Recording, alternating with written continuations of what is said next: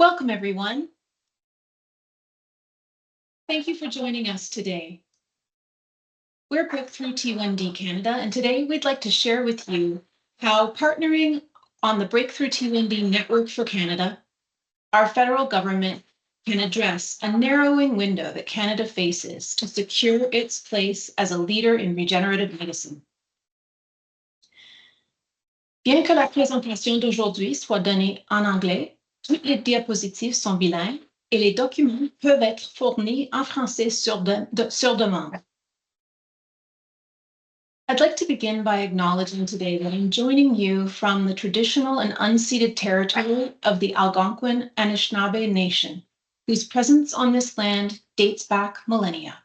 Wherever you may be joining from, join me please in honoring the Indigenous peoples and their continuing stewardship of this land, and recognizing all First Nations, Inuit, and Métis people who call this land home today. Just a quick word about Breakthrough T1D for those of you who may not be familiar with us. We were formerly known as JDRF Canada and were founded in 1974 with a goal of finding a cure for type 1 diabetes. We today are the leading global type 1 diabetes research and advocacy organization, working every day towards curing for type 1 diabetes while making every day better for the people that live with it. We have a long and proud history of partnering with Canada's federal government since 2009. And during that time, we have jointly funded well over 20 clinical studies on type 1 diabetes that we're very proud of. Today, I'll be joined by my colleague, Sarah Linklater, Chief Scientific Officer at Breakthrough T1D. I am Kim Hansen, Chief External Relations Officer, and I'm very proud to be with you today. I'm also someone living with type 1 diabetes. Canada has a time-sensitive opportunity to translate long-standing scientific leadership in regenerative medicine into real therapies, economic growth, and improved health outcomes for Canadians. Cell and gene therapies are moving from research into real-world clinical use. You may have seen some headlines about cures that some people have undergone in these clinical trials. Countries that act decisively right now are anchoring trials, talent, and investment at home. The following presentation sets out a practical, low-risk way for Canada to lead by starting where the science is ready, our clinical base is strong, and results can be measured, type 1 diabetes, through the Breakthrough T1D Network for Canada, or BTNC. As mentioned, we're really at a pivotal moment where regenerative therapies, which were historically just sort of the purview of clinical trials and deep in labs, are now moving closer to clinical use. And that means that we face a narrow window to build the systems that we need to deliver these therapies at scale. The question today is really not whether the field of regenerative medicine will produce transformative therapies. That's clearly coming. The question's rather, which countries will organize themselves quickly enough to capture the benefits, scientific, economic, and health-related, for their citizens. Regenerative medicine has advanced now to the point where cures for diseases like type 1 diabetes are within reach. So just as a primer, type 1 diabetes occurs when a person's immune system kills off the cells in the body that produce insulin, and we all need insulin to survive. Regenerative medicine holds the promise of being able to replace those damaged cells and to restore insulin production in the body of a person with type 1 diabetes. So faced with that potential for regenerative medicine for type 1 diabetes, as well as for other diseases, the question is now whether Canada will organize itself to lead in their development and delivery, retain the benefits of that work, and ensure that Canadians gain access rather than watching those benefits accrue elsewhere. And there's good reason why Canada should be host to these breakthroughs. We are, in fact, already known as global leaders in T1D cell therapy. Just as one example, we are the global leader in terms of the number of islet cell transplants that have been done. And islet cells are the names of those cells that produce insulin in the body. Canadian researchers and clinicians have played a leading global role in helping to define the clinical foundations of cell-based approaches. This is not a claim of excellence across every disease area. It's a clear, demonstrated strength in T1D. Canada is also the country that is currently the destination for next generation cell therapy projects. So not only do we have this strong history with the discovery of insulin, with the Edmonton protocol that gives us lots of experience in transplanting islets, but we're also current leading experts in the next generation of cell therapies that are likely to bring cures for this disease as well as for others. And so we have a unique opportunity to scale as we reach for these cures. Despite our current strength, right now we lack a coordinated pan-Canadian effort to move these therapies efficiently from lab to clinic and into health systems. Unlike the United States, the European Union, and Japan, Canada doesn't currently have an integrated approach to translation from lab to therapy at scale. As a result, trials, talent, and commercialization too often migrate elsewhere. But we can change that. By creating coordination and readiness at scale, our proposed Breakthrough T1D Network for Canada positions Canada as a preferred destination for advanced therapy trials, which means earlier access to new therapies for Canadians and more inbound private investment and high-value jobs anchored here. The BTNC doesn't just help Canadian projects, it helps make Canada set up for business for global pharma and biotech trials. Now, to speak more about the BTNC and how it will work, I'll hand it to my colleague Sarah Linklater. Thanks, Kim. So to tell you more about what this initiative will involve, the BTNC is designed to close gaps and bring together fragmented resources across the country. It will be a federally anchored public-private partnership that builds durable national capability in regenerative medicine. Importantly, the BTNC is not a new institute or building, but leverages existing expertise, infrastructure, and talent. It's a coordinated pan-Canadian approach that organizes, funds, and actively manages really high-quality work already happening across the country under a single accountable framework. So what BTNC enables that would otherwise not happen is deliberate national coordination at scale. Without BTNC, T1D regenerative research would continue as valuable but fragmented projects, unevenly resourced, slow to translate, and with a high risk of duplicated effort in different places. The BTNC aligns priorities, timelines, and standards. It concentrates resources on the most promising opportunities and reduces duplication so impact is amplified and achieved faster. In practice, the BTNC would select and actively manage a national portfolio of innovative T1D cell therapy trials and enabling projects. It would provide infrastructure required to coordinate trial startup and execution across different sites, support shared protocols, workforce training, and knowledge sharing that's required for complex cell therapy trials. All of this really valuable for industry partners that the network will engage. The BTNC will also provide mechanisms to support scale-up and commercialization of projects so that successful innovations are retained in Canada to help further drive our economy.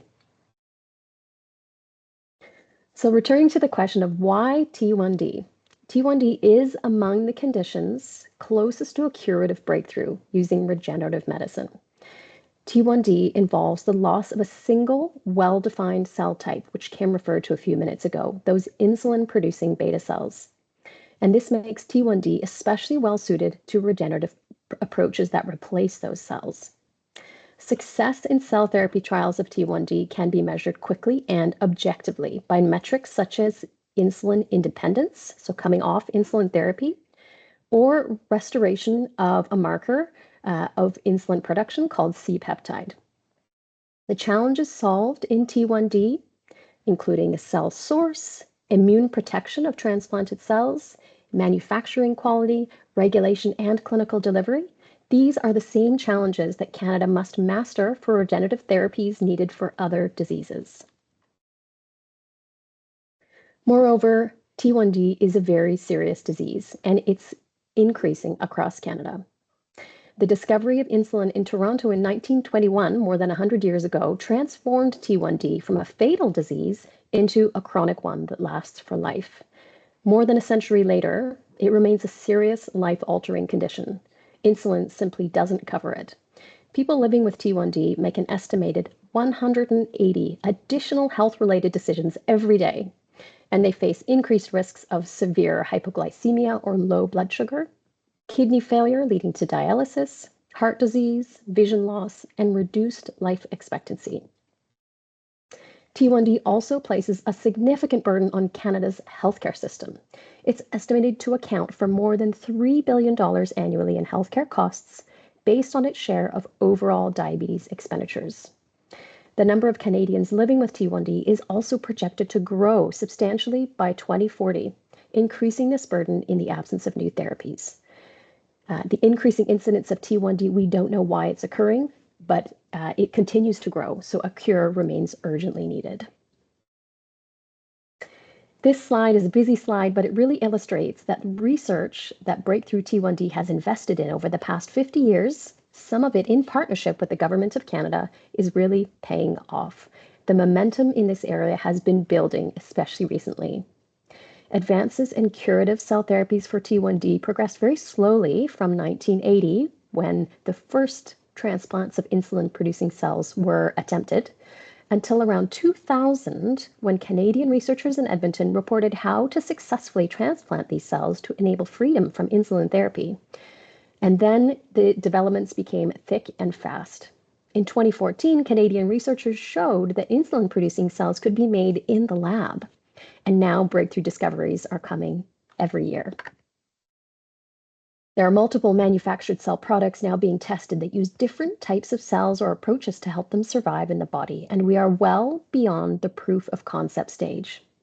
Selected people in certain trials undergoing these therapies are living life entirely free of insulin therapy and the fears and complications that come with it. So, after decades of research, much of it supported by the federal government in partnership with Breakthrough T1D, curative therapies for T1D are now within reach. Multiple approaches are advancing rapidly, including stem cell-derived therapies, gene-edited insulin-producing cells, and implantable devices, with trials underway or planned at different Canadian sites. Strategic investment now can accelerate progress and help to ensure that Canada captures the benefits. Early therapies currently in trials with these companies, some of these companies shown here, will likely only be suitable for a very small proportion of people with T1D. So that's why much more research and testing are needed to develop curative therapies for the broader population of people with T1D. This is the research and testing that the BTNC will make possible. I'm now going to pass back to Kim to share a bit more about what Canada gains with the BTNC. Thanks, Sarah. So it really is an exciting time for the community of people affected by type 1 diabetes, but also for people affected by many other health conditions that may benefit from regenerative medicine therapies, such as neurodegenerative diseases, rare disorders, and many cancers. By creating a network of leading institutions linking research together, the BTNC will deliver a number of benefits for Canada. It will help accelerate clinical trials, position Canada as a preferred destination for global regenerative medicine research.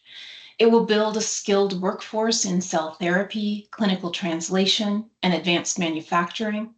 It will reduce risk and duplication through coordinated trial management, and it will strengthen Canada's life sciences economy by supporting the commercialization of made in Canada discoveries.